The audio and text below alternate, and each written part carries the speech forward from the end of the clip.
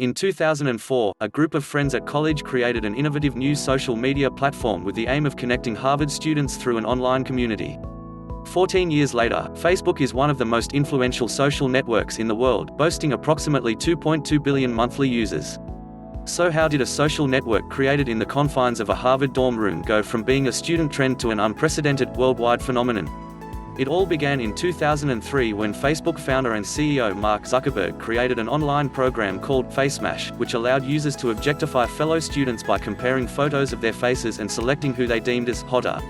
While Zuckerberg faced punishment from the Harvard administration and narrowly escaped expulsion from the college altogether for his actions, FaceMash provided the framework for what was to become Facebook. Online Facebooks already existed at Harvard at the time. These were online directories that featured photos of students alongside some information about them. There wasn't a single Facebook for the whole student body of Harvard University, which is why Zuckerberg came up with the idea to create one.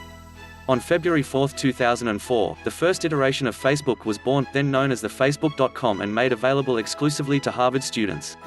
However, the truth about how Facebook came about isn't altogether clear, due to the involvement of 3 Harvard seniors. 6 days after the Facebook was made live by Zuckerberg and co-founders Eduardo Saverin, Andrew McCollum, Dustin Moskovitz, and Chris Hughes, they faced accusations by Cameron and Tyler Winklevoss and Divya Narendra that the idea for the site had been stolen from them. According to the Winklevoss twins and Narendra, they had approached Zuckerberg asking for his assistance in creating a social network for Harvard students called Harvard Connection. This claim was explored in the 2010 Oscar-winning film The Social Network, which depicted Zuckerberg's meeting with the Winklevoss brothers and Narendra to discuss their idea before creating his own without their knowledge. Following a lawsuit filed against Zuckerberg, eventually, all 3 received a settlement in 2008 that included 1.2 million shares in the company each. Facebook proved extremely popular with Harvard students when it was first launched, so much so that the site was soon also made available to students at Stanford, Yale, and Columbia before expanding to numerous other colleges. At this point, Facebook had moved its headquarters to Palo Alto in California.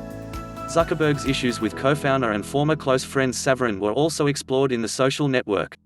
Having been a chief financial officer and business manager for Facebook since its conception, Saverin was reportedly cut from Facebook by Zuckerberg in 2005 and had his shares in the company diluted.